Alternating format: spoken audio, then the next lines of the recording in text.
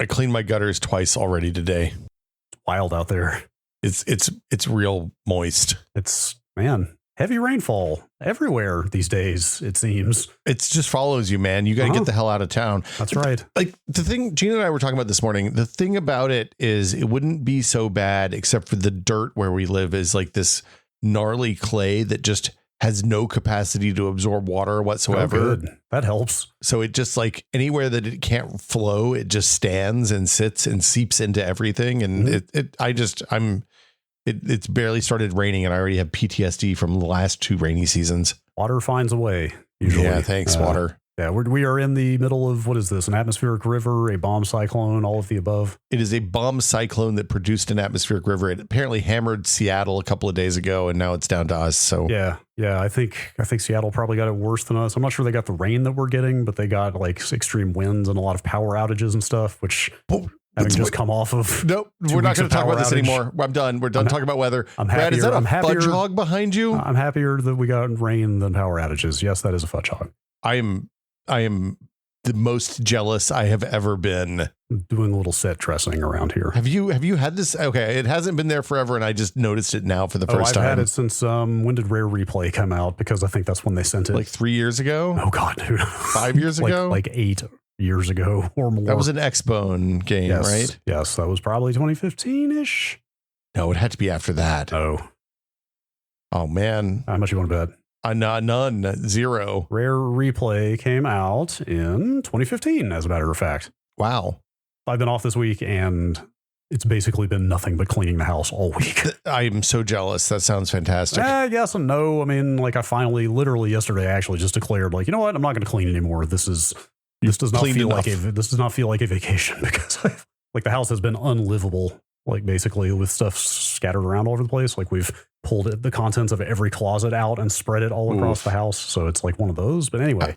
How many cans of sardines have you found? They've all been confined to the kitchen at least. But okay, I did find a brick. Oh, a whole brick? Which by which a brick I define as 36 cans. That is a buttload of cans, dude. Oh, sorry. It might have been 30. They're in little wrapped units of 6. And I think there were either 5 or 6 of those. It's like one Costco unit. Yes, exactly. You got to get a smart plug for your game frame back there so you can just flip it on when the stream starts. Oh, well, man, my game frame's on my bulleted list. That's sorry. Podcast material, not cold open material. But maybe we'll get to it. But I have I have a 4-pack of smart plugs. Well, as long as the fudge hog is off the ground, so when the water comes, it stays paper machéed and completely dry. That's all that matters. Listen, only the best for fudge hog is the policy of this podcast.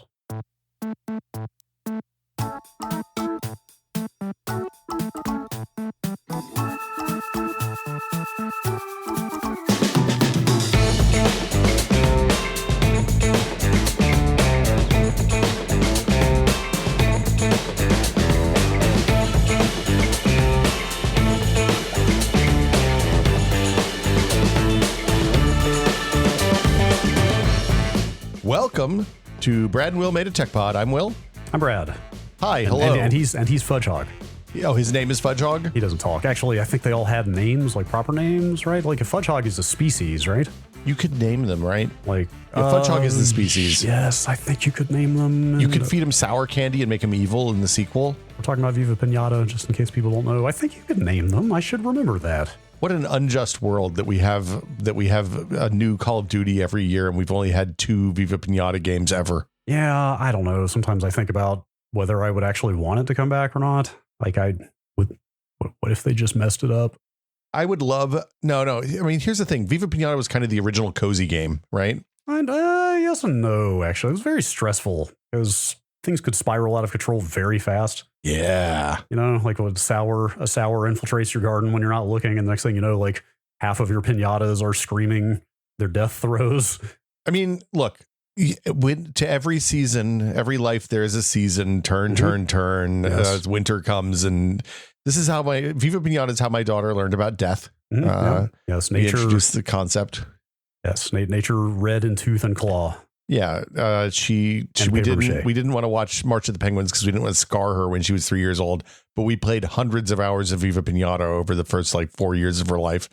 And yeah, I don't know that she remembers any of it. And I'm afraid to bring it up now for fear that she'll have like PTSD from it. But that's probably a safe policy. Okay, I have confirmed, at least on the TV show, they had names. Hudson, yeah, that makes sense. Hudson Horstachio, for example. Oh man, Horstachio is a good name. I bet I can tell you. Whoever came up with the portmanteaus in Viva Pinata is a genius. It's a British people are good at portmanteaus. There it is. Just a racial trait. Yes, sure. I know we don't do racial traits anymore in D&D. I apologize in advance, but yes, I knew you were talking RPG MMO type terminology. Fergie Fudgehog is the character from the TV show. You think it's named after Fergie from the Black Eyed Peas or Fergie, the Duchess of Edinburgh? It's with a Y, not an IE. So I'm not sure. Okay.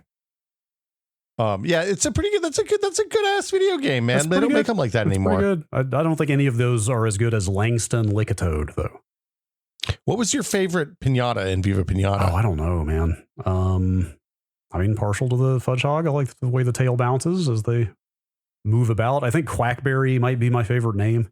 Oh, Quackberry is pretty good. I don't know. Been a long time. I'd have to ranking of pinatas. Let's go. I mean, look, I'm opening the wiki right now. Here's the species. Viva Pinata species.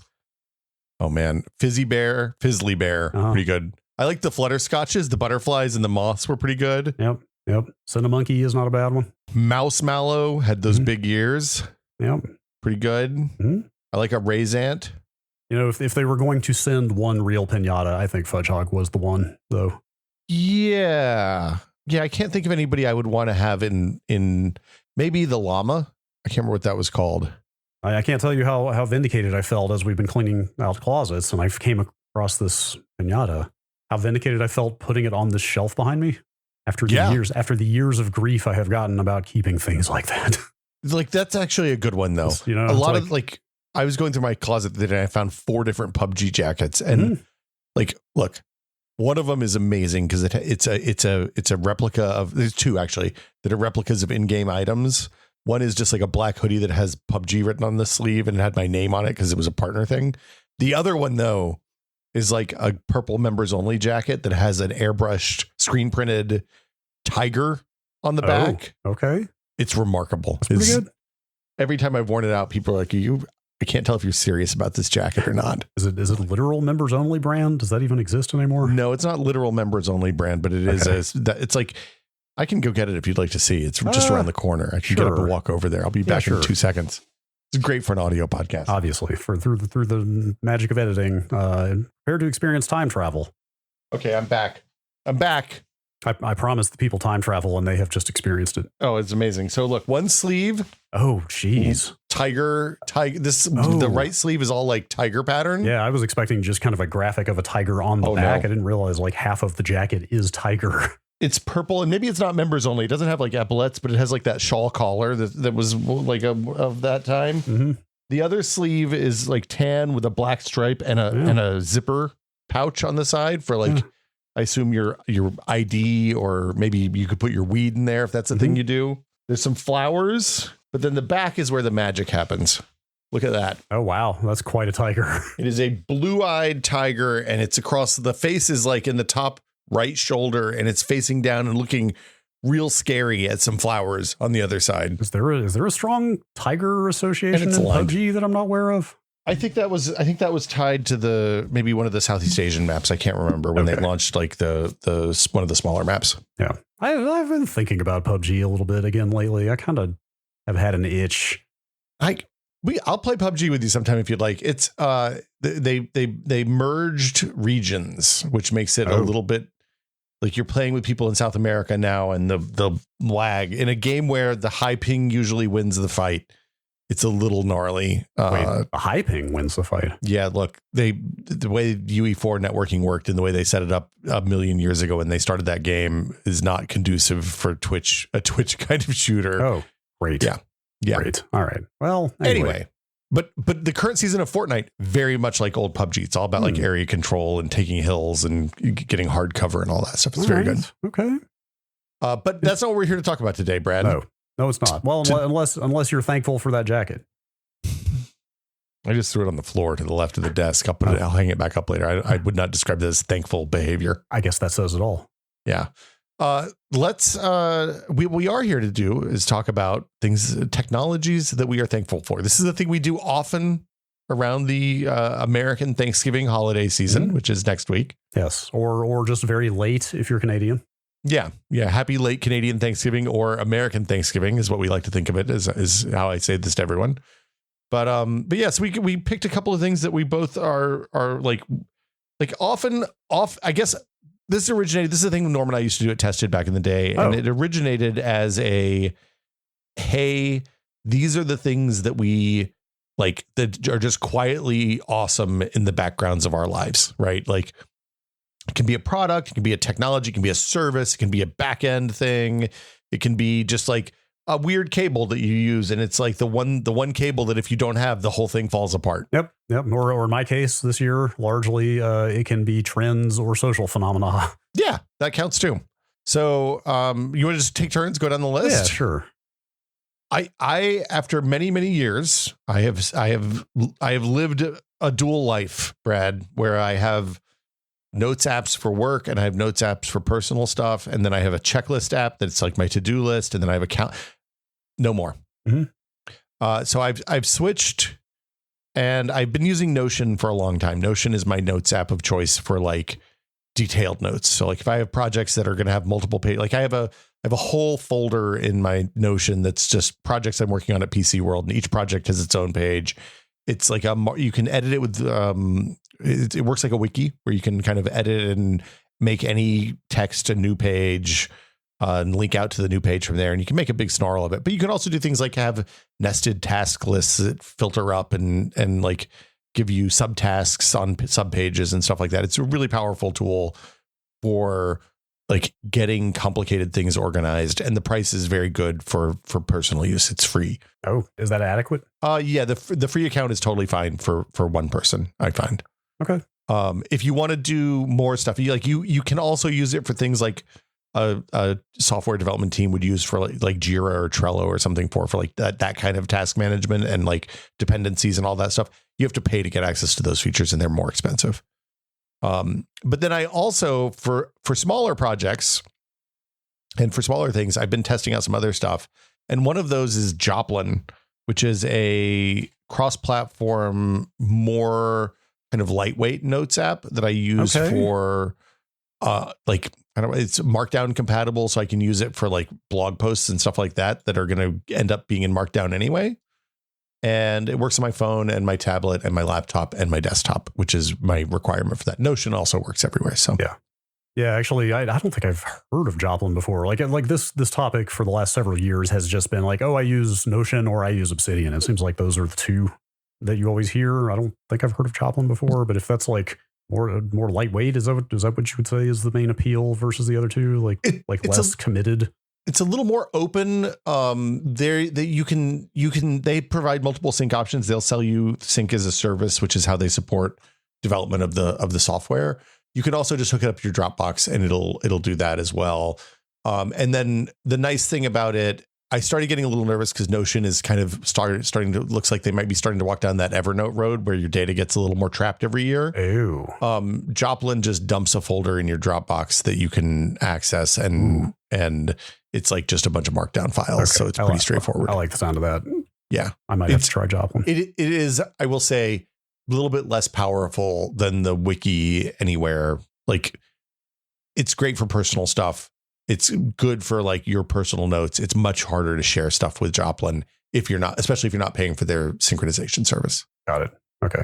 Good to know. I just for like a basic to-do list and just sort of like tinkering with some open source server-y thing. And it's like, I should take some notes on how I did this, or like some, API keys or things I need to remember, like just for basic stuff for yourself. That sounds pretty good. Well, and the fact that I have Notion installed everywhere and it's really easy to use means that when I am setting up like a new Docker container that does some new service, I actually take notes about how-to I followed and what my variables were when I was setting up the Docker container and all that stuff. And it makes it much easier when I have to replicate it later. And instead of having to re-engineer the whole thing from scratch, I just can kind of like repeat my steps and be good to go. You can even embed a whole web page in the Notion. So like if you're worried about the blog that you're reading this on going away, you can just grab the whole blog, and that's nice. That's nice. That is nice.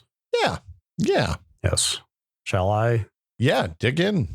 I've written here Amazon without Amazon. How do you do that? That sounds great. Amazon in quotes without Amazon. Yeah.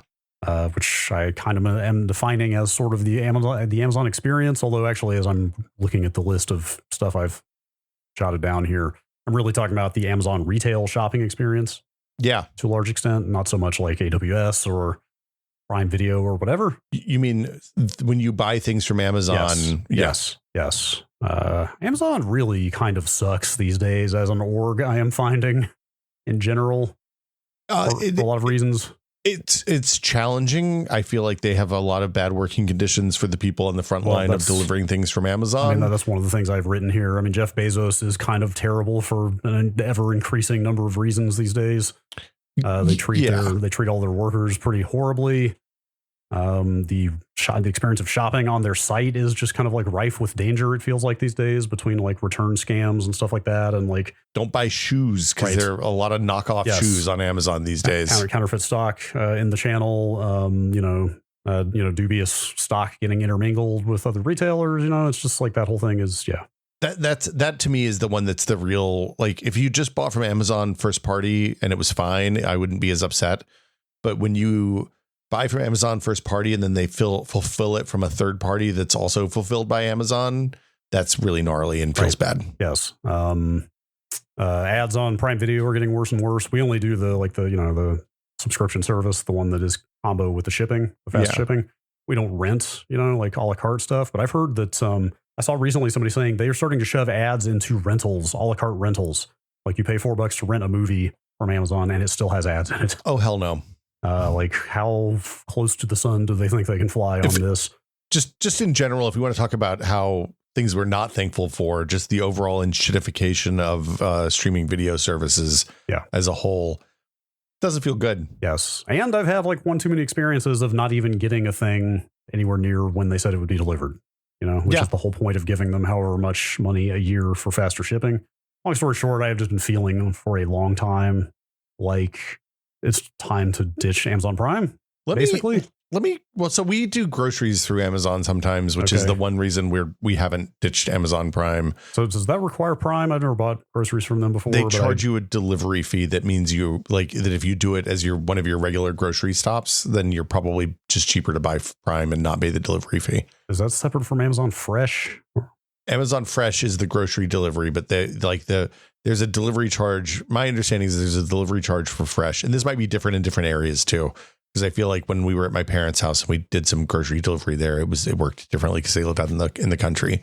Yeah. The big thing for me, I just stopped buying things. I read a thing earlier this year. Oh, like at all? Kind of, yeah.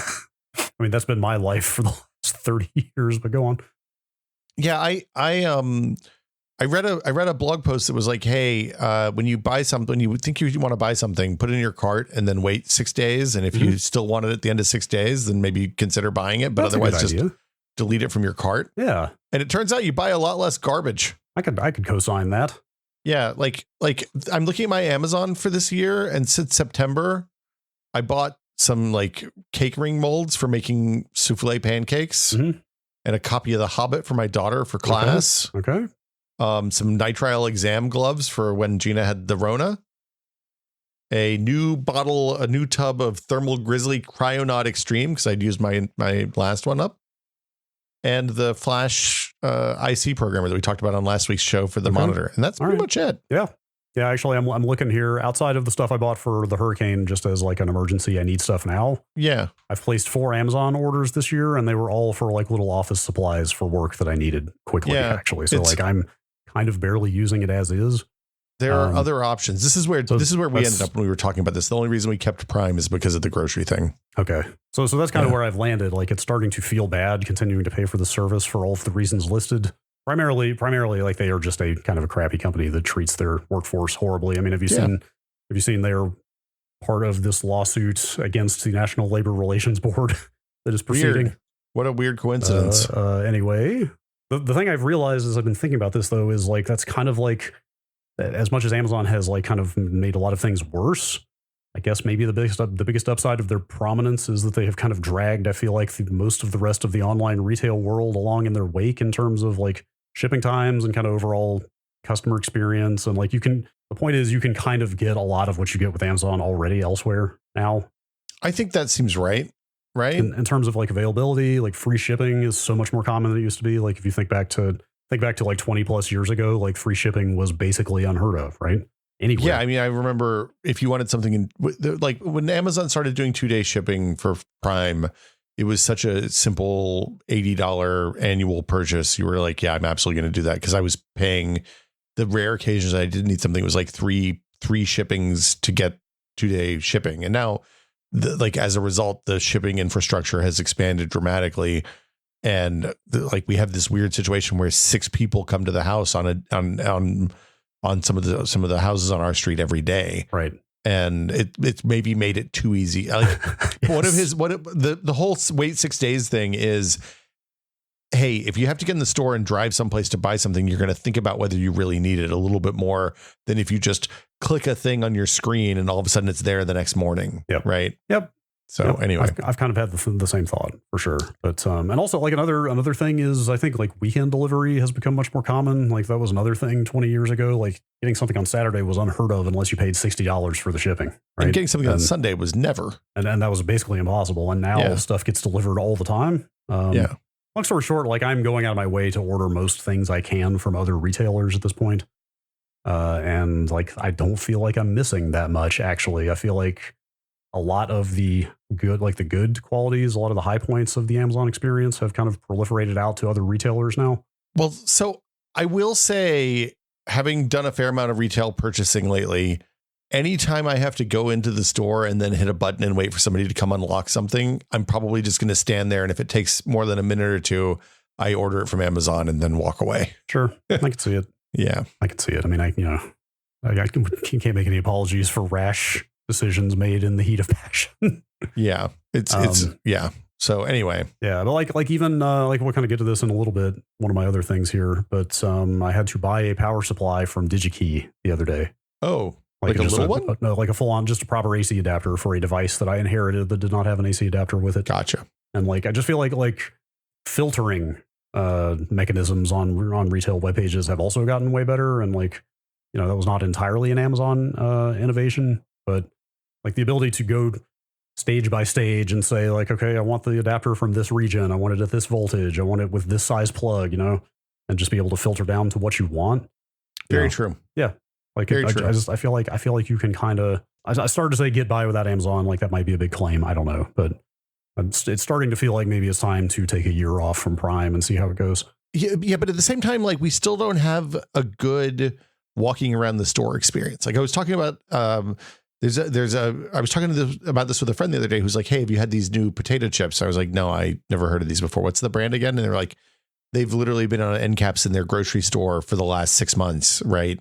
And I mean, we used to shop at the same grocery store, and you don't get access to those things because there is no browsing experience for a lot of the online retail stuff, whether it's Amazon or Target or whatever your big box brand is. So still not perfect. No. Should we talk about the Stream Deck? Sure. I like that thing.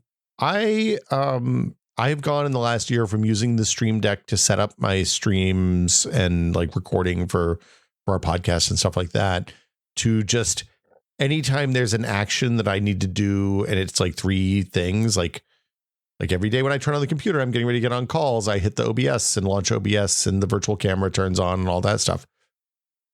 I just have a button for it now.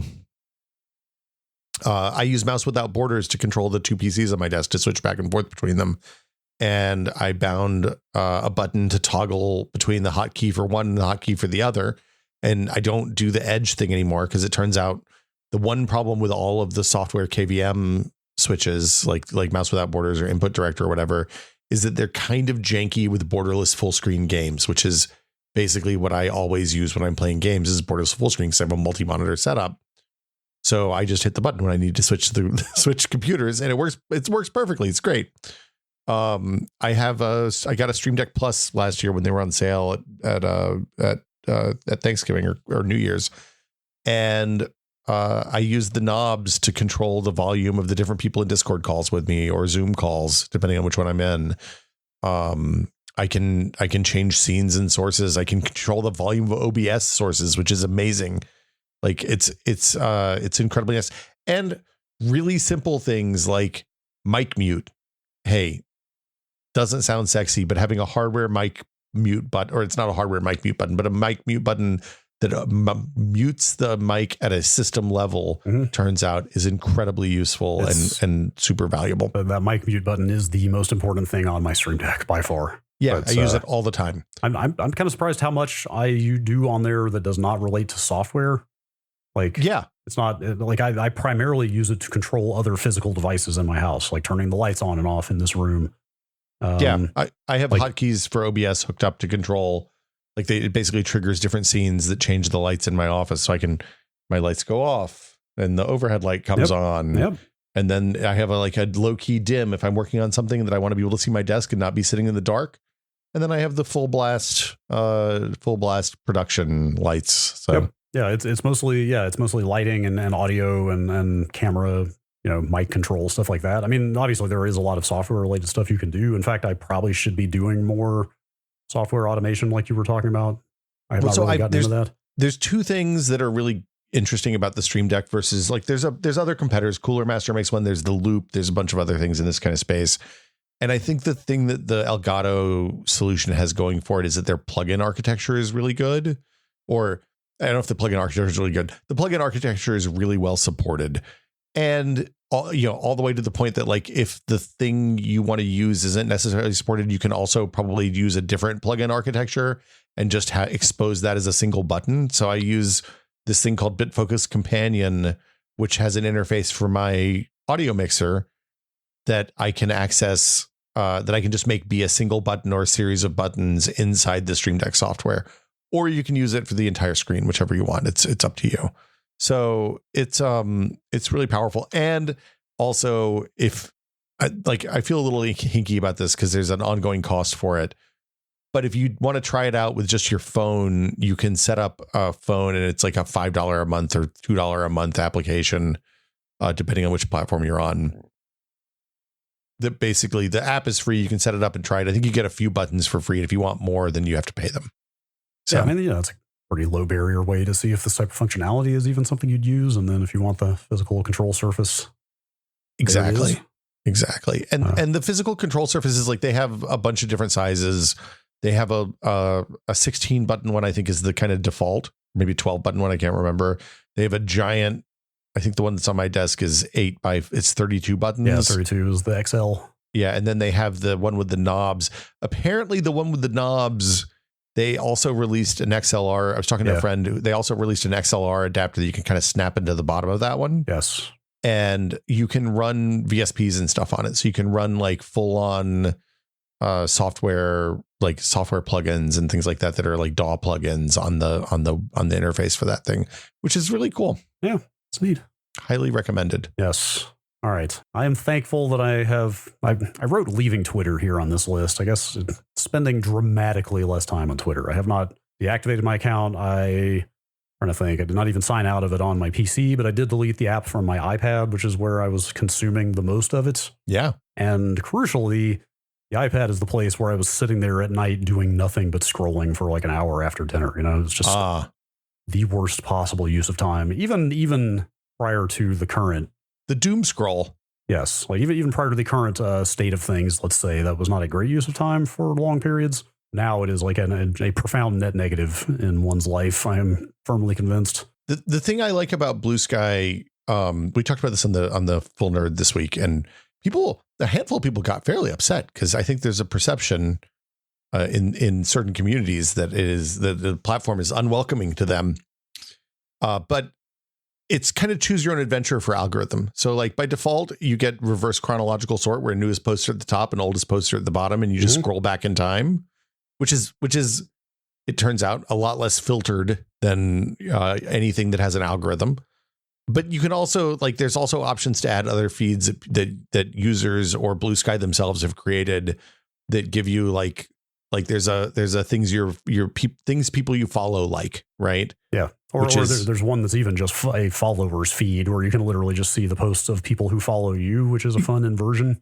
Yeah, there's I have a mutuals feed so that I see people who are following me and I'm following them. That pops up. I have one that's just corgis. It's people who post pictures of corgis. Sure. Yeah.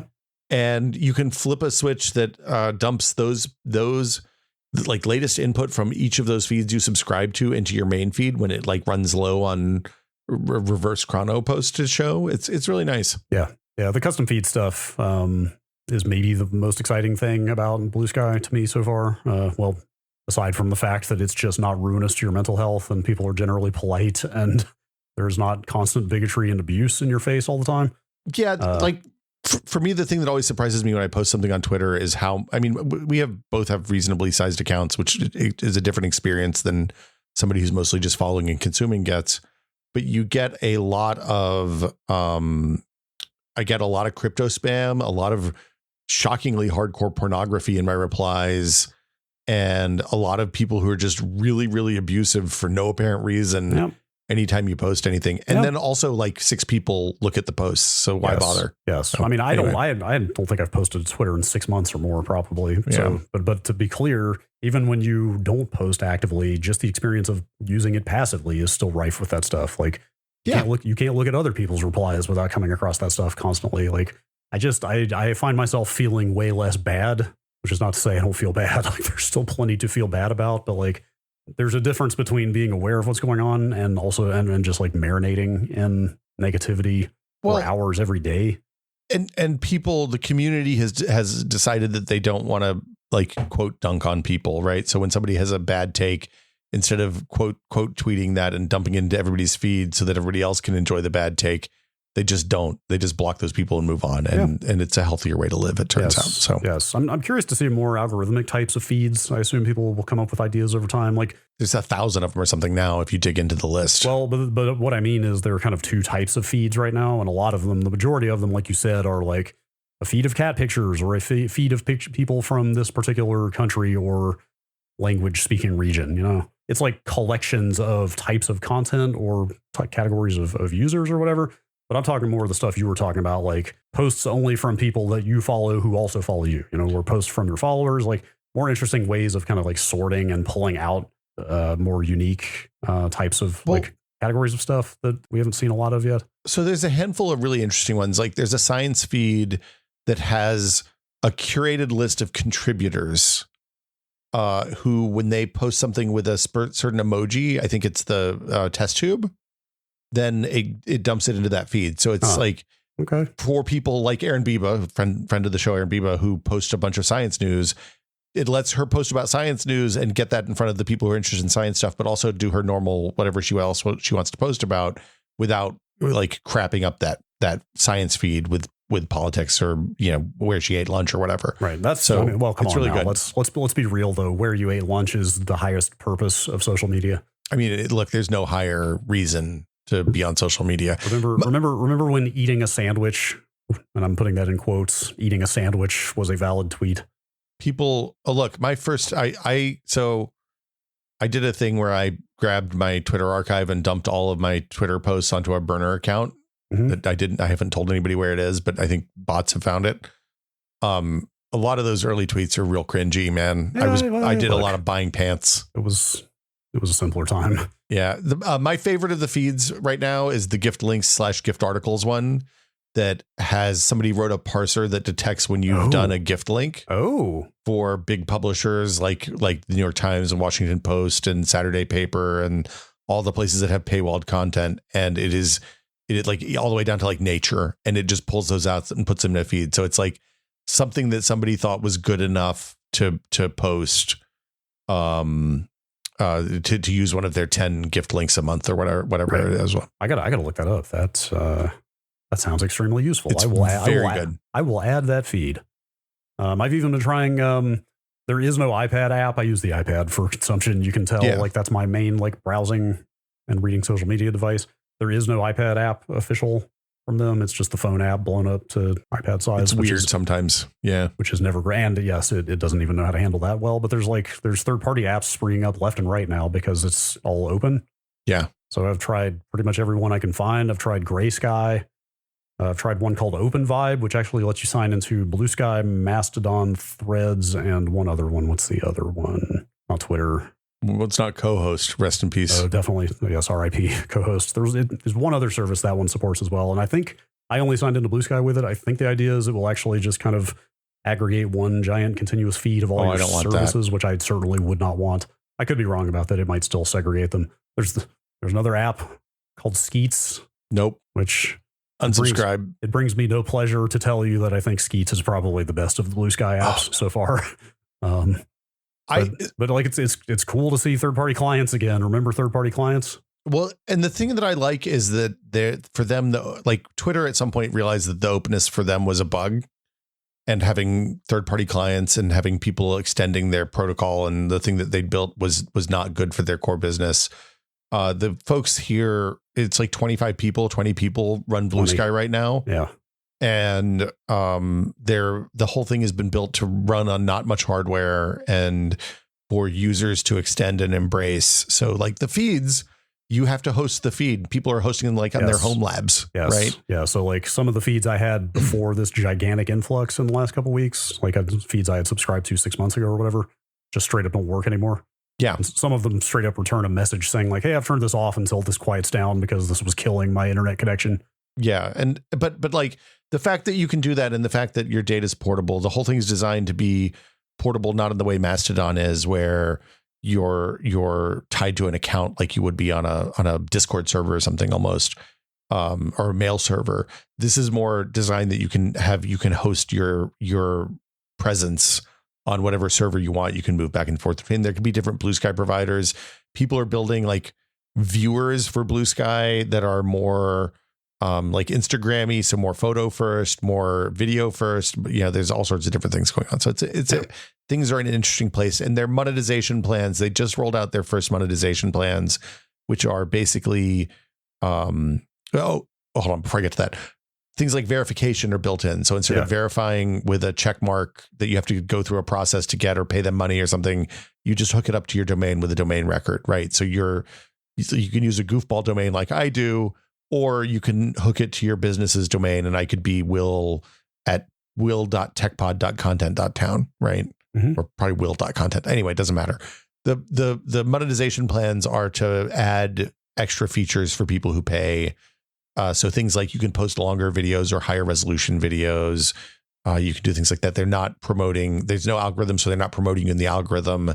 It's just, hey, like, do you want to do something that requires more API calls? Here you go. You can pay us $5 a month, and we'll let you do that. So they're also taking money to sign up domains for people who don't know how or want to deal with that themselves. Yeah, which makes sense. I've been kind of happy to see like people that I know who I mean, this is no shade or anything, but people I know who I assume like would barely know what a domain is, like probably couldn't tell you what DNS is, are still out there getting their own domains. Like people are embracing the domain as username feature in a way that I like more broadly than I expected, I guess is what I'm trying to say. Like people I never would have thought would have cared about it are getting in on it and having fun with it. And that's fun. Well, it makes a lot of sense. It's hard in larger organizations where, you know, you like say you work at National Geographic and your online ops people have been running the domains for a long time, and you want to get all your reporters to have bob.nationalgeographic.com domains. Is going to be harder, and it's going to, you know, there's an uphill battle there. They need to get something that's a little bit more straightforward, but it's still pretty cool. Yes. And also, I mean, Blue Sky has helped with this, the upswing in users. Having another place to go that feels like old Twitter has helped, but even Blue Sky notwithstanding, just spending less time staring at the raging dumpster fire on Twitter all the time. Yeah, it turns out a real boon to my daily mental health. Do something constructive with your time. Yes. Make a nice meal. You deserve it. Very much so. I think I was looking up spatchcocking the other day. Oh. Think about that. Just think about that. Spend less time on Twitter. The next thing you know, you were roasting a turkey. There you go. Let's talk about AirPod Pros and their integration with the Apple TV and Apple ecosystem, because I have to say, I think this was on my list last year. It still friggin' rips.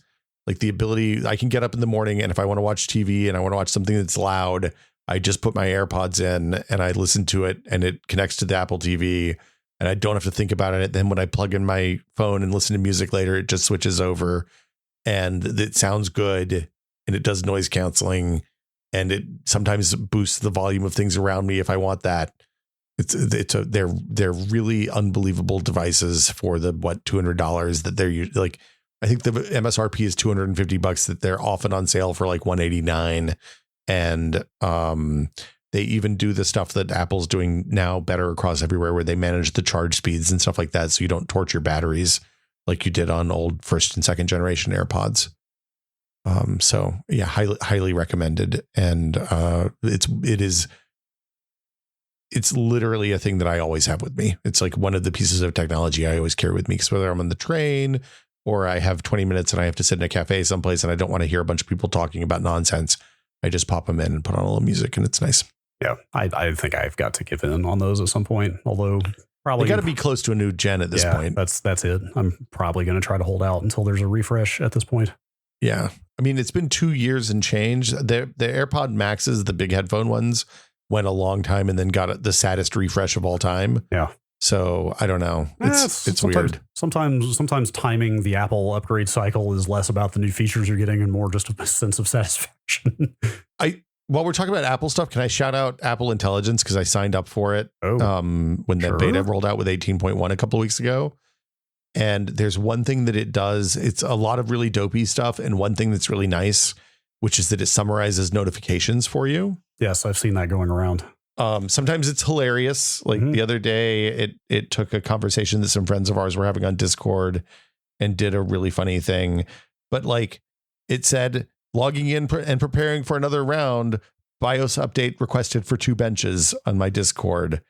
Wait, hang on. What kind of hooks into Discord does it have to give you a notification about something like that? It's just seeing the notifications that pop up in the DMs and like it's only pulling from notifications that iOS sees. That's what I was. Okay. So it's just stuff that people were sending to you already. Yeah. So for example, somebody commented on one of my posts on Blue Sky.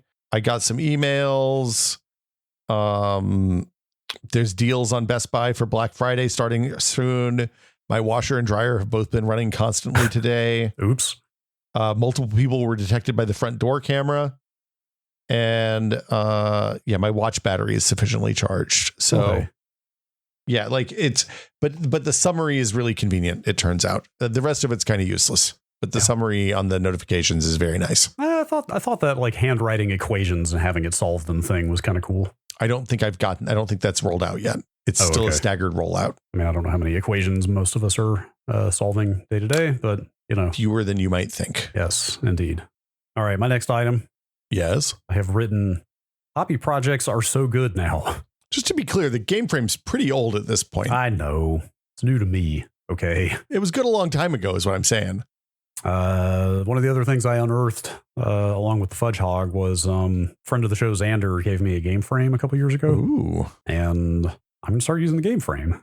It's great. Yes. I mean, the broader point here is there are just like so many damn things out there being made by like 1 or 2 or 3 or 4 people that rely on some combination of like programming or electrical knowledge or woodworking or you name it, like just little like hobby disciplines that people are coming together to make like rad little things.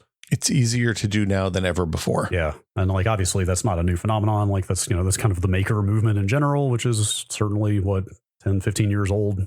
Yeah. It's been around for a minute, more than that, 20 almost. But there's just so much damn stuff that is so cool. Like I'm pretty excited about the game frame. That's what I was buying the power supply for on DigiKey. Did we talk about that project? So like there's a bunch of really amazing projects, and this maybe overlaps with your next thing too, but like the game frame, we talked about a project I think you and I did in our Discord conversation the other day, that somebody made a Raspberry Pi bridge. Like it's like a Samba to USB thumb drive bridge that uses a Raspberry Pi with Wi-Fi. Yes. And like the game frame is perfect for that because mine doesn't have a Wi-Fi adapter. Oh, I didn't even think about that. But, it'd be nice to be able to dump new stuff onto the thing. I think it uses a micro SD card, so it might not actually be a good fit for this. Game frame like does. Yeah, like to be clear what you're talking about. And the thing that you showed me is like, it's extremely, what's the word I'm looking for? Grassroots, like very cobbled together. Like it's not a nice, like tidy little device you can buy yet. And I don't know if it'll ever will be. Probably won't ever. There's no need for it to be. It's just but it's like a thing you plug a Raspberry Pi Like you basically just plug a Raspberry Pi into your, like, I think the person did it for their embroidery machine. Yes, that's what that was for. To be clear, when you say Raspberry Pi, you're not talking the full single board computer. You're talking like, what is the absolute smallest? I think they were doing a Pi Zero or something. It was a Pico even, wasn't it? It might have been. I don't remember. Like it's a tiny thing. What we're talking about here is basically a replacement for disposable USB thumb drives, where anything where you need to get files onto a device where you would plug a thumb drive in to get those files onto that device. Instead, you can transfer them wirelessly to this thing and it will act like a thumb drive. Well, it was just an interesting, I hadn't really thought about like a Samba to USB storage bridge before as a concept. And it's so really obvious. Interesting to me. When you think about it, it's so obvious though, like those technologies are all so well understood when you combine them in an interesting way and you get a whole new thing. And like one of the other things that's happened to me recently is I have this old, it's one of the first big digital picture frames. It's in my dining room, and it was the Electric Objects was a company. They got bought by Jiffy, and then with the promise that the service would run forever. And then you're never going to believe what happened next. The service didn't run forever, but the Reddit community on for the EO frames has come up with a Raspberry Pi based project that lets you basically just reinvigorate your old busted 19-inch picture frame. And that's amazing. That's really cool. That's rad. The game frame, like the fudge hog, is going to become set dressing behind me. Of course, I'm just biting your style at that point because you're just cribbing from me, man. I need a fudge hog. But I've got, in my defense, I have got some ideas for some sprite sequences I'm going to make myself that I think will be fairly unique. That's been on my to-do list now for 10 years. For people who don't know, the game frame is a pixel art frame that our friend of the show, Jeremy Williams, made a decade and change ago. And it's a 16 by 16 pixels. He built a really neat little grid that goes inside it, so there's no bleed through between the pixels. And you get a really nice, bright pixel art display that's great for showing, like, it's mostly, I have mostly like 8-bit and old arcade sprites because those are the ones that are limited to 16 by 16. When you get into the post kind of NES and SNES days, people started doing bigger sprites because the machines were more capable. Yes. I'll say the Final Fantasy VI characters are all 16 by 24, which is tragic to me. Yeah. But, anyway, I'm excited to set that thing up. Like the open source cartridge reader is another one that comes to mind. Like we've talked about that before. I borrowed one of those from a good friend of the show that I've been slowly using. I found my copy of Final Fantasy Legend when I was home last month. Wow. Which is an original Game Boy game. Wow. Like 89 or 90. It might have come out in 90. So when you rip carts with that, you get both the cart ROM and then also your save files that are saved on there. Yes, you can dump both if you want, obviously. Well, actually, I have been dumping all the ROMs because there's so many different revisions of ROMs out there that it's actually kind of easier to just be like, I'm just going to dump the version that I had with the save to absolutely guarantee that it'll work. That I can play a ROM that it will load it and not like get revision 2 of the game and not have the save work or something. But like that's another like cobbled together from parts type of project that people with Arduino programming and soldering skills just came up with. Like there's just so many damn cool little things out there that are letting you do so much that you couldn't 10, 15 years ago. I mean, when we had Aaron on the podcast talking about Raspberry Pi and the FOSSPod, I distinctly remember being at Maker Faire and having people come up to me and be like, "Hey, have you seen this $30 ARM system on a chip?" Right? Like, you should check this thing out. It's amazing. And it's a slow burn because it took a long time for people, for infrastructure to build daughter boards to happen, right? In at least inexpensively. And B, it took a long time for people to figure out all the weird stuff that you're going to use these things for. But now we're there. We're in it hot and heavy, and it's like it's good stuff out there. Yeah, there's more cool little projects than you could ever have time, like one person could ever have time to build and use. Yeah, like it's just an endless supply of neat stuff. Yeah, I'm a big fan. I like all the way up to like the NUC size computers. Like there's like you can get things that will run your weird projects in all sizes and shapes these days, and I'm here for it. Yeah, for sure. Okay, so in the realm of things that I never think about but have made my life easier and in aggregate saved me, let's say, dozens to hundreds of minutes over the last few years. I've had this Logitech PowerPlay mat sitting on my desk since like 2017, 2018. And I don't think I've ever talked about it on the podcast, but it's basically one of their Lightspeed wireless transceivers. And it has a big inductive charger. And then you put a special disc in the bottom of your Logitech mouse. It only works with Logitech stuff, unfortunately. But it just basically always keeps the battery charged somewhere between 30 and 60% in your wireless mouse. And you never, ever, ever worry about plugging the mouse in, and the mouse is always charged and it always runs at full speed. And it is a seamless, like in the entire time I've had this thing, the only problem I've had is that there was an OpenRGB update a few months ago that if you installed the Logitech driver when you were doing the OpenRGB update, it would crash the OpenRGB plugin and crash OpenRGB as a result. So I disabled the Logitech plugin and everything's groovy. It's really, really good. Does the charging surface span the entire surface of the mouse pad, or are there like dead zones where it doesn't charge if you leave it in the wrong spot? You know what the best part of it is?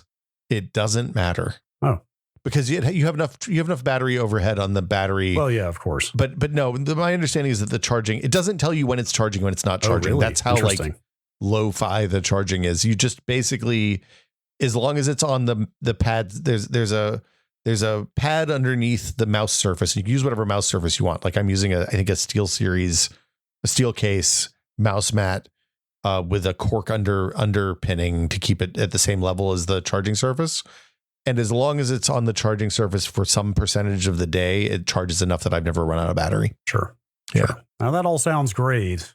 Yes. It does necessitate a cord on the desk. Yeah, but I never have to plug anything in. Oh, I know. Yeah. I'm being I realize you have issues with cords. Slightly flip about my newfound and zero tolerance anti-cord policy. Look, if you drilled a little hole and dropped your micro USB down through the hole, then you could just have a right angle plug into the back of the charge mat and you'd be fine. Oh, does it have a plug in the mat, not a pre-attached cord? So there's the mat area, and then there's a little like brick that's about the size of like a Wrigley's pack of gum, a little bit bigger than a Wrigley's pack of gum. Right. But that has the radio and stuff in it, and that's where the USB plugs into. Okay. Oh, so you could get a right angle or something. Yeah, you could get a right angle plug and drill a hole and put it through. That's really where I'm going with this. Is you should do that. I don't care that much. My desk is really messy, dude. I like a clutter. That's fair.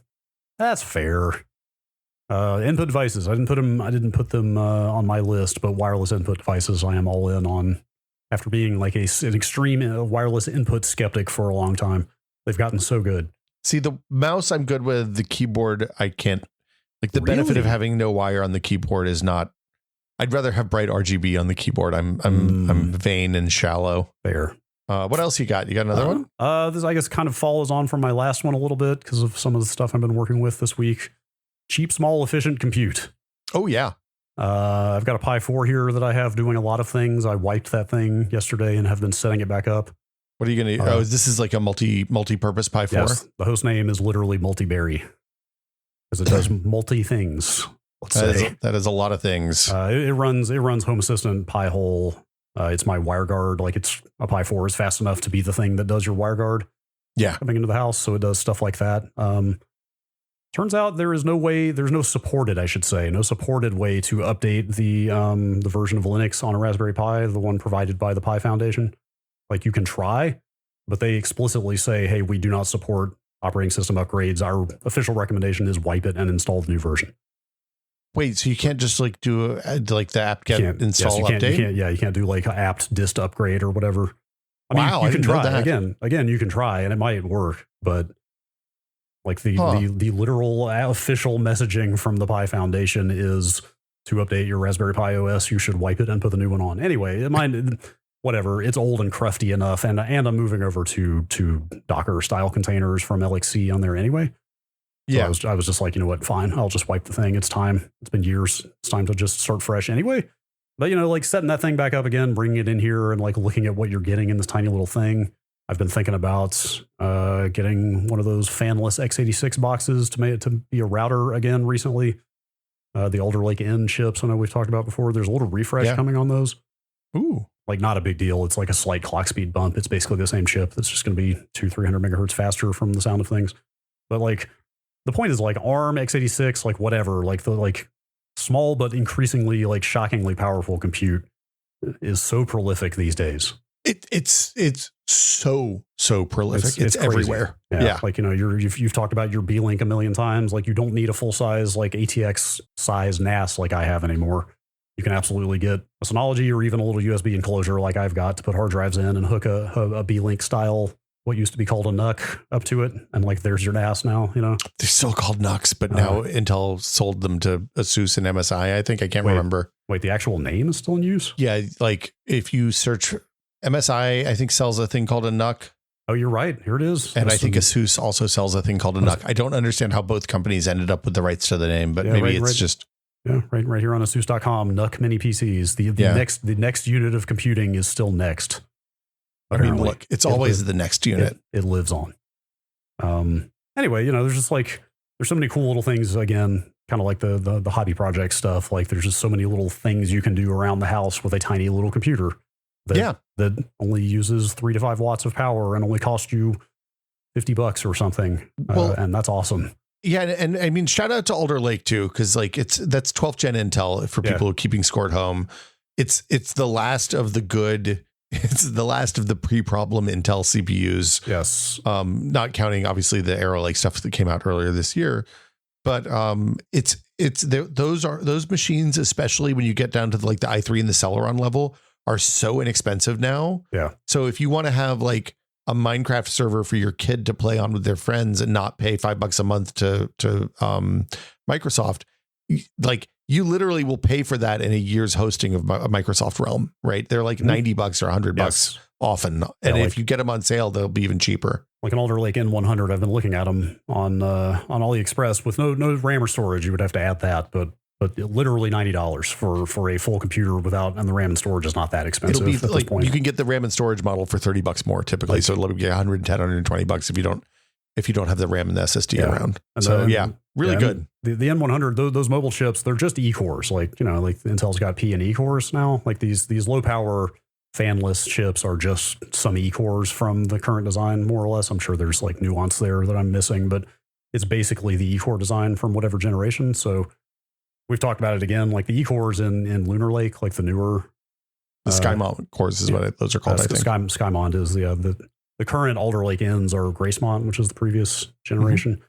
The Skymont ones are insane, and I'm like dying for those to start hitting in this form factor, but it sounds like that's probably another year or two away. So and they'll be expensive too for a long time. Yeah, especially Alder Lake has the benefit of being old. Right. And on a bigger process, I'm assuming if they do a smaller process for these newer ones, that'll probably jack the price up quite a bit. Anyway, I'm probably they're bumping the model number by 50. So like the N100 is going to become the N150 based on the leaks from the sound of things. So assuming all pans out, I'll probably wait till that small refresh hits and then get one. But it's crazy to think that those things are like faster than they're around the speed of a 6700K from a few years ago. It's really funny to me that in the early days of the internet, you used to have to run your own router because routers didn't work, right? And then that ended up being a horrible mistake because it was a huge pain in the ass to keep a always on machine secure. Mm-hmm. And Linux wasn't really a thing that most normal people were using at that time. So you were doing something stupid like running a Windows 2000 or Windows XP machine. And here we are again, where it's like, oh yeah, maybe the thing to do is to run my own router. I don't know. We've kind of wrapped back around, I'm afraid. Yeah. Like routers. I started to say routers and shitified, which maybe is a little harsh. I don't know if that's quite accurate, but they have definitely gotten way too expensive for what you're getting. So I've been testing some mesh stuff, which at PC World, which is like, it's one of those technologies that for a long time, the idea of a wireless extender was really bad. And now if you have somebody who's non-technical and doesn't have wired Ethernet in their house and they have like dead spots in their house, tell them to buy a 3-set mesh and just help them set it up so it overlaps really well.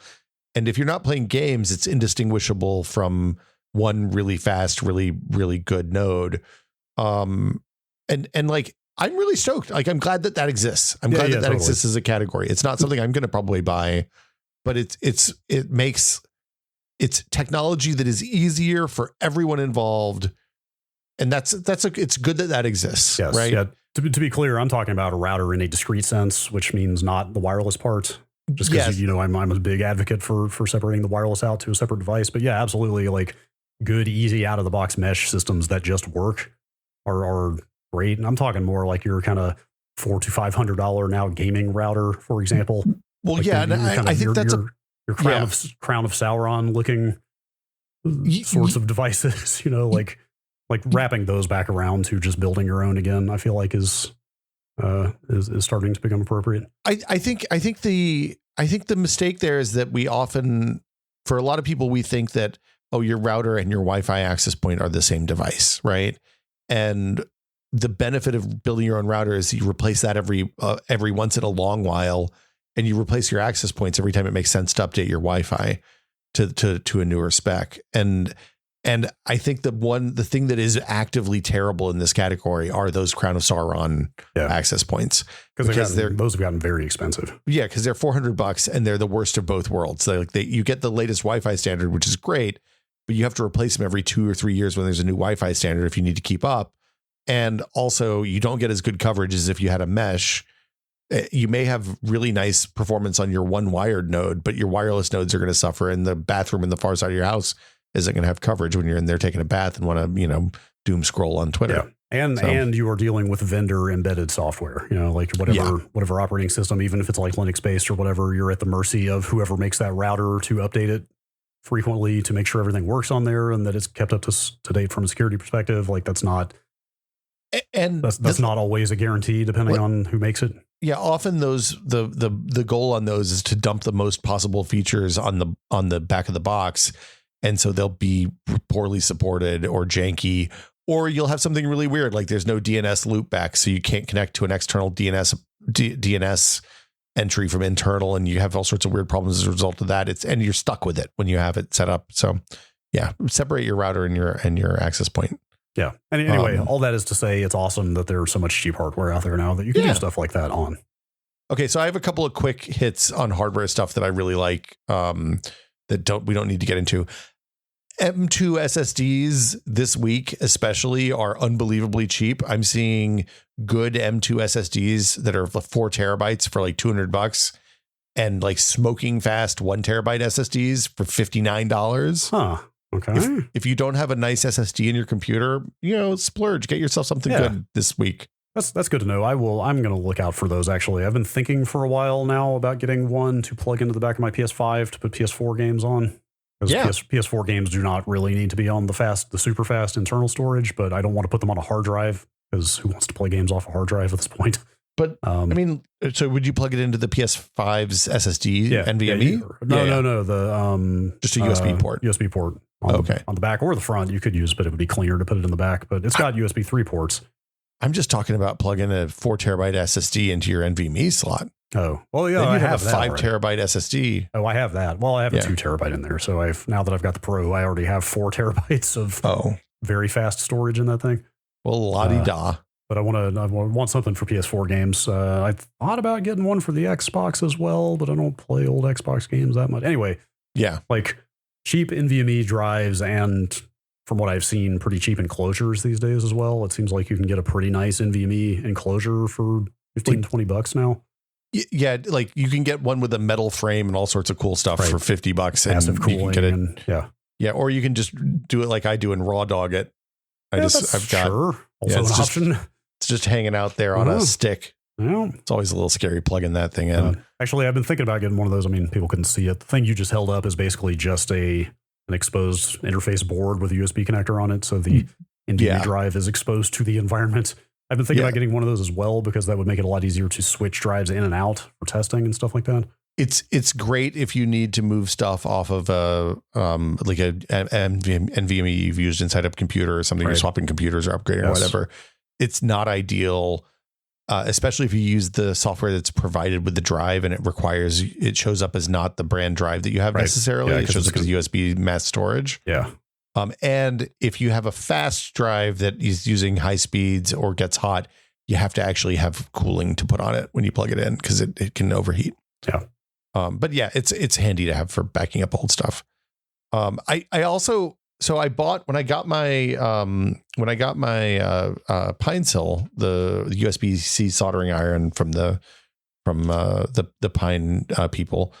I bought a silicone USB-C cord because it was kind of recommended so that you don't accidentally light your cord on fire if you cross over and touch the hot tip to the cord.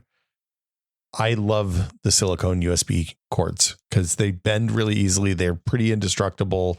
Like I ended up, they're my cord of choice for using with the gamepads when I'm sitting in front of the PC. Interesting. I often do wired gamepads on PC games just so I don't have to worry about charging and stuff. And the added benefit of doing wire, like with the DualSense, when I unplug it and I hit the PlayStation button, it turns on the PS5 that's sitting here. If I have it plugged in, it just is hooked up to Steam. Sure. You get in weird spots if you turn on the PS5 and then plug it in and you're controlling both at the same time, and mistakes can be made that way. But incredibly useful, and they coil nicely, and like they're great. They're a little bit more than like a braided USB cord, but I've the ones I've had are now 2 years old at least, and I use daily. So that's cool. Yeah, I also bought the silicone one with my Pine Sol, but I didn't realize those were starting to just kind of get out in the channel more broadly. Yeah, Anker has a line of those. I've seen generic ones at this point too, or non-Anker ones. But yeah, the Anker ones are great. I have put almost all of the USB cables that are in my travel kit are now the silicone ones. I don't use them in the car because I worry that if it gets hot in there, they'll get that tacky feel on them. But anyway, sure. And then the last thing is the Steam Deck, which we've talked about at length. We don't need to get into it, but it is so nice to sit in the living room and play like little indie games locally. Been playing a lot of Loop Hero and UFO 50 and Wilmot Works It Out. But then when I want to play something big, like a big AAA thing, I just stream it from the PC in the other room, and that works incredibly well over Wi-Fi 6. Yeah, I can see it. I might have to look at the Steam Deck when they refresh it finally. I mean, you're traveling enough now that it makes sense. Well, yeah, but I mean, we're pretty deep in on this one at this point. I feel like it could still be another year or two probably before they roll out a new one, but I'm fine to wait. But once there is actual new hardware in that thing, utility of it seems too great to deny. Well, I was going to say the other thing that's happening is the OEMs are really innovating at a high rate of speed. The new AMD Z process, Z2, I think, is the new kind of handheld focused chip that can't remember if it's been anyway. And like the homebrew Linux distros that roll up the stuff that Valve has done with the Steam Deck OS are really great. Like Bazite running on a Rogue on a Asus ROG Ally X is a phenomenal experience. Oh, I hadn't even considered. Of course, you could do something like that. I hadn't even considered putting the Steam OS like thing on the competing hardware that doesn't normally run Steam OS. That's cool. Let me tell you about a site called PC World over on YouTube. There's a whole video series where we tested out Hollow ISO and Bazite and some of the other stuff that's out there in that space. That's cool. I didn't know if the hardware support would be there because I know sometimes driver support is a little dicey, but also those competing devices are always just presented as running Windows and being intended for Windows. So I just kind of haven't considered that the Steam OS knockoffs would work. Well, so most of the other devices in that category are running APUs as well. So they just use the same AMD drivers, which is the hard part. Yes. There's a MSI Claw, which uses an Intel CPU and Intel integrated graphics, which is not particularly well supported by those things. And then there's some weird NVIDIA bugs with the Steam Deck OS front end and NVIDIA's current drivers. So that does not work great right now. But if you're using an AMD machine, if you have an AMD GPU, especially on an AMD CPU, it's great. The experience is really, really good. You just made me wonder. I wonder if Intel is going to start getting a little more competitive in that space, because like Lunar Lake, as we've talked about, is killer from a power efficiency standpoint, and it's got the most recent ARC graphics on it, which also are, as integrated GPUs go, pretty good, as I understand. Yeah, the most recent graphics are the XE2 stuff that's in Lunar Lake is actually the same cores as Battle Mage, which theoretically is launching.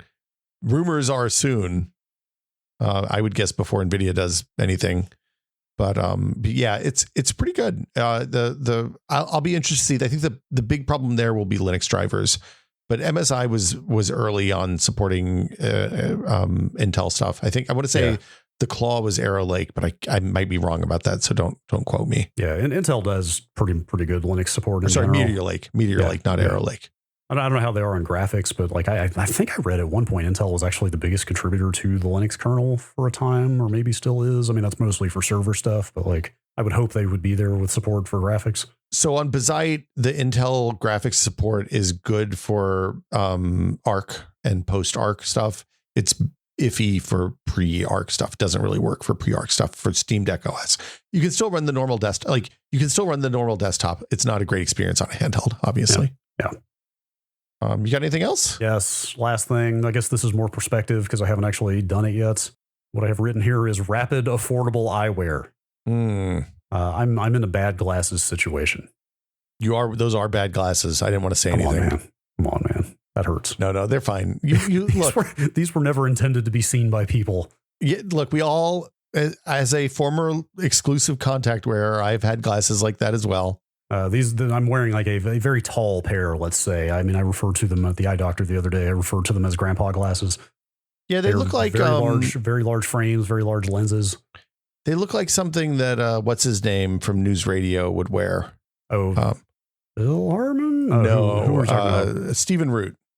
Hang on, was Phil Hartman even on News Radio? He was not. Yeah, no, Phil Hartman famously was on News Radio. He was on News Radio when he passed. I'm not sure I've ever seen News Radio, so I couldn't tell you for sure, but News Radio like might be the thing. Anyway, News Radio is a lot, but Stephen Root's the guy who played he played the millionaire owner of the radio station, but also famously played what's his name, the stapler guy in Office Space. Sure. You know Stephen Root. You don't know his name, but if you saw a picture of him, you'd recognize him immediately. You'd be like, oh right, Stephen Root. I mean, these glasses sort of look like what like some I don't know 80s Texas oil tycoon might wear kind of thing, maybe. Yeah, that's right. They're very practical. They're large. The reason they're so big is this was my first pair of progressive lenses that I got like 4 years ago. I just wanted the tallest lenses I could get to give myself like the maximum range on the refraction. You know what I mean? As the you know, for people who don't know, progressive lenses are refractive. What's the term? Well, it's one prescription at the top and a different one at the bottom. Yes, it's one prescription. Yes, it's one prescription that segues into the other down the lens. I just wanted the maximum range of gradation there, which is why I got these giant lenses, which again nobody was ever supposed to see. You're doing great, Brad. Don't let anybody give you any grief about your lenses. I don't even know if you want to hear about this. In the intervening years, I lost my main pair of glasses, and then my backup pair is what I've been wearing for the last 3 years. Oh no! And have never bothered to go back to the eye doctor despite having insurance to get an exam. And get more lenses. Brad.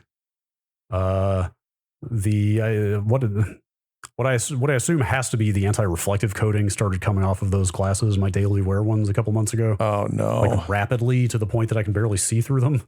So here I am on these gigantic grandpa progressive lenses around the house now, which only you get to see. I do appreciate you sharing with me. I have gone to the eye doctor and gotten an eye exam, and actually just went back yesterday and picked out frames, nice frames. Okay. Good frames. What'd you get? Some of the little cat eye? They're kind of, you'll see, they're pretty modest, standard, rectangular, somewhat fashionable, I would like to think. Anyway, the point is those are going to take like upwards of a month to get here because they're progressives. I've got a high index, whatever.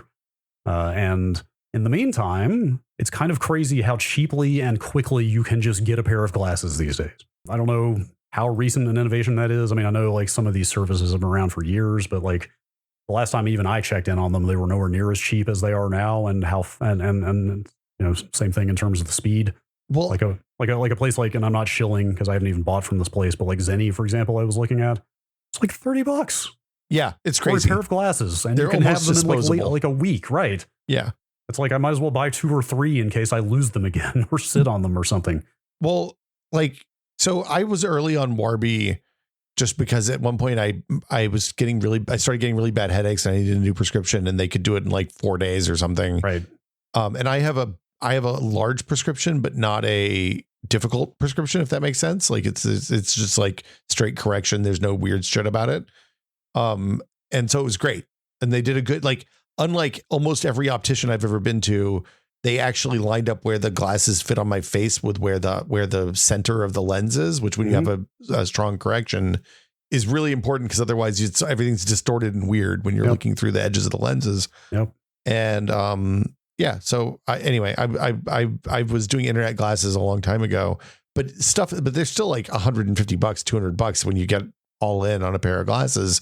And the new ones, the new online places that are, I assume, manufacturing in China and then airmailing them here, are basically free. It's like crazy. Because, I've been wearing glasses since I was 11, 12, so like 30 plus, they're almost 35 years. And like back then, granted, you were a child, you weren't able to do it yourself entirely, but it felt like this huge process of like, glasses are hundreds of dollars and I have to go to this eye doctor appointment and then you have to wait a month. Better make them last. Right, exactly. And so the idea that like I'm waiting on these nice glasses, which I got on my insurance, which again are going to take over 3 weeks to get here. But in the meantime, it's like, why not just go order a couple of backup pairs? Single vision, I'm not going to get progressives on these. Yeah. And I'm also not sure where I'm going to get them yet. I was looking at Zenni, like I said.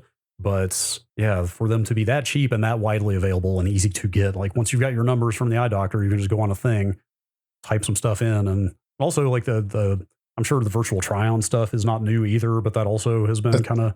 Yeah, it's been around for a long time now. Kind of cool to try for the first time, because I've always just bought classes in person before. The thing for me is that, and people who use glasses to make their lives easier instead of possible probably have a different feeling about this, but my prescription is it's enough that like, not only can I not drive, but I can't like cross the street safely without my glasses. Right. Same. Yes. And the amount of anxiety I feel on the reg having one, like, cause I have one pair of main glasses and I have my old ones that are like the last prescription, but they're like, I get headaches if I use them in front of the computer all day. And I have a pair of sunglasses. And if I lose or break my main pair of glasses, it's going to be a pretty enormous pain in the ass for like 2 or 3 weeks while I wait for the new glasses to come. So there's a real argument in favor of just, getting like you said, a couple of $30 spares, just in case. Yes, just have them, just leave them in the glove box of the car. So if I'm out on a hike or something, if my glass, I'm like, this is stupid. When I went to the Air and Space Museum as a kid, I was always afraid to lean over the railing and look down from the 3rd floor. Cause like if my glasses fell off, I don't know if I could get there in time before somebody stepped on them or whatever, who knows? It's anxiety. Yeah, yes. It's very intense. Lesson learned. I will never do this to myself again. I'm always like, I've been living on the edge for 3 years, like you said, with one pair of glasses, which were not the nicest frames to begin with. I think you were underselling how those glasses are just straight hipster glasses. If you had like a mustache with those, people would think you were going full hipster. You could walk around with that and a Nehru jacket and you'd be good to go. I don't know. Every time I look in the mirror, I feel like they have added 20 years. I mean, look, I did have an uncle that sat and talked about how bad Vietnam was every holiday, that wore a pair of glasses very similar to those. They're kind of like the John Goodman glasses in Lebowski. Okay. Yeah. Sure. A little bit. Yeah. Like military-esque, but not military. Sure. Anyway, I got 2 more quickies. All right. One is PhoneLink Microsoft PhoneLink / Intel Unison, which is the thing that connects to your phone using Bluetooth and Wi-Fi and will pull notifications and let you send texts on Windows in the same way that Mac users have been able to use iMessage on their MacBooks for years. So it's not as good as that implementation. There's big gaps in functionality depending on whether you have iOS or Android. I think the Android implementation is generally much better, but the iOS implementation will let you respond to, say, text from your spouse using the mouse and keyboard on your computer, which is pretty damn good. Intel Unison is an Intel specific one. It's mostly on their laptops. You mostly can use it with their laptops. I was going to ask why, because like Microsoft's interest in making something like this is obvious, but why would Intel be doing something like this? But presumably it's a thing that's keeping people from buying Intel laptops. The neat thing about the Intel Unison one is if you have an iPad, you can use it to share the screen across from the Intel laptop to the iPad, and that works incredibly well if your Wi-Fi is good. That's cool. The other thing, so both of those are great. They're both free. You have to have an Intel laptop for Unison to work. PhoneLink's pretty good. You're going to want to pare down the notifications that you send over across, or that it pops up for you, because it'll wear you out if your notifications aren't in control on your desktop, on your phone. The other thing that's fabulous is we got a new car this year. We talked about it earlier, but we're 8 months into the Ioniq now, I guess 7 months into the Ioniq. No, 8 months now into the Ioniq. And I still enjoy the shit out of it. It's very good. I don't ever miss driving by a gas station and thinking that I never have to pull into a gas station again. I do miss junk food. So I do occasionally go into a 7-Eleven and maybe grab a hot dog or something, but yeah, no pumping gas is real nice, it turns out. And with the exception of like 2 really minor UI complaints about it, it's quite good. What are those complaints? There's no button to open the charge door from inside the car. So the way you do that is by talking to the car, which you can only do when the car is turned on. That's not great. And it has to be parked. So it's like if you hit the power button before you say it, you do it, or you can hit the button on the car remote, which often I don't have in. It also doesn't automatically lock the door to the car when you walk away, which annoys me because that's basic car functionality from like 10 years ago. And it means that I have to have the remote. Like for the Bolt, which did that automatically, I just left the key in my zipped up inside jacket pocket all the time. And with this car, I have to be able to touch the button, which is like, these are first world problems, but yes. Yeah. But it gets good range. It's like 320 miles max range. There's a ton of space inside. It's very pleasant to drive.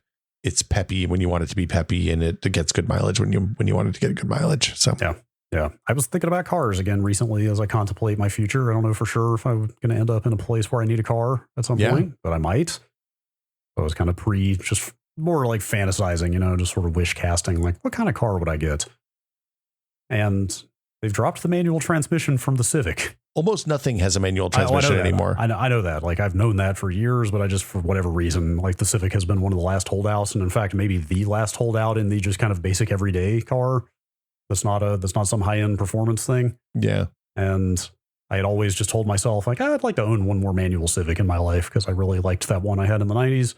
Yeah. And this year's model, like you can get the one that costs like double the what is it? It's the Type, I forget what it, Type something. It's not Type R. Type S, Type R. It's basically like whatever the super expensive, double the price performance version. Oh yeah, it has the turbocharger and all that stuff. Yes, yeah. But the basic everyday starts at 22,000 model. You can no longer get a manual transmission. So I was like, since that ship apparently has sailed, unless I were to buy a used one, like maybe I would look at electric by now. Like it seems like electric is actually maybe more and more of a sensible choice. Well, the thing that like we were talking about I was talking to somebody about a job that would require me to be in the office more a couple of weeks ago, and I was looking at what cars would cost because it would probably involve us getting a second car, and like a used Bolt, like the Bolt that we had that we turned in and they offered to let us buy for $23,000 is now selling for about $10,000, which is like for a 50 or 60,000 mile electric car with a lot of mileage left on it is a pretty amazing deal. Yeah. And will cost you basically nothing to run. So anyway. Yeah. And you can park it anywhere in the city. You can park anywhere. This is the future. Seems like it. Anyway, so that's it. I'd love to know what folks are thankful, what other stuff people are thankful for in the Discord thread. If you want to post your things, post I'm sure we forgot stuff. Yeah.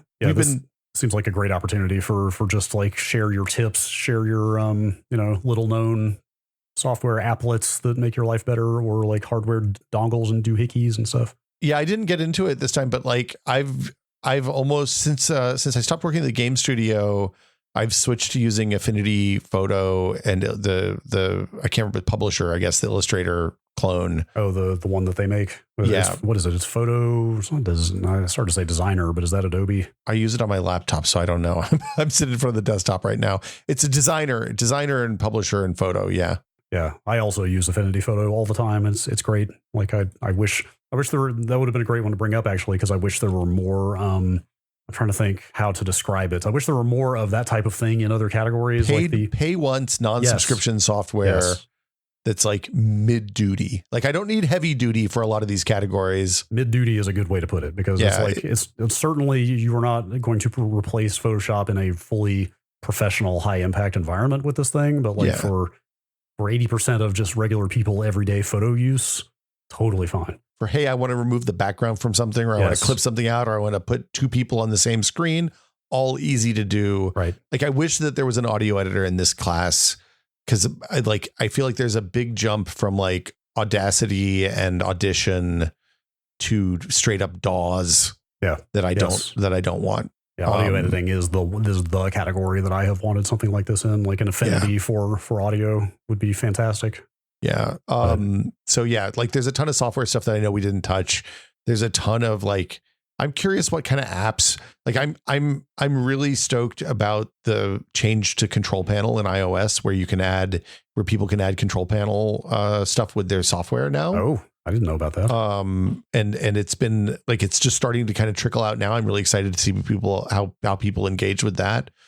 And just generally speaking, like it seems like software is getting better across the board. So. Yeah. So anyway, beats the alternative. Yeah, no, it's good.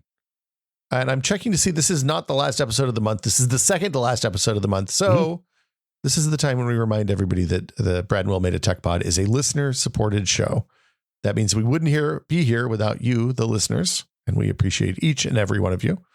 But if you want to support the show financially and you want to chuck a couple of bucks our way, you can by going to patreon.com/techpod. Again, it's patreon.com/techpod, where for $5 a month, you get access to the Discord and you get a patron exclusive episode where we talk about kind of more off the cuff stuff generally these days, but often it's like a topic that maybe isn't like, doesn't make sense for a full episode, or it's something that people were talking about in the Discord and had questions about, or we wanted to just dig into the thing that we talked about that month a little bit more. One of the things we talked about that month a little bit more. So you can again, go to patreon.com/techpod and find out how to support us there. We use that money to, buy food and electricity and the things like that. So we really do appreciate it. And a very special thank you to our executive producer tier patrons, including Andrew Slosky, Crow, Jordan Lippett, Bunny Fiend, Twinkle Twinkie, David Allen, James Kamek, and Pantheon, makers of the HS3 high-speed 3D printer. Thank you all so much. Yeah, thank you. And that'll do it for us this week. Brad, I hope you have a lovely Thanksgiving. Same to you, as long as I don't burn the house down attempting to spatchcock. Don't eat too much turkey. Mm-hmm. Yes. We talked about Miss Collier's, her pre-thanks, my ninth grade geometry teacher's pre-Thanksgiving sign-off. Oh. She wrote on the board, don't eat too much turkey, and then she put a comma between much and turkey. Great. I'm sorry, what kind of teacher was she? Was she an English geometry teacher? Oh, okay. I was going to say it would be way funnier. She was an English teacher, but that's still pretty good. No, the English teacher she was very serious. She was funny in other ways. Yeah, Mrs. Collier was a real one. Mrs. Collier, shout outs to the real ones. But yeah, we will be back next week. I hope everybody has a good Thanksgiving in America, and I hope everybody in other places that have Thanksgiving had a lovely one months or weeks ago. And if you're not celebrating anything this weekend, then have a nice Sunday. We'll see you next week.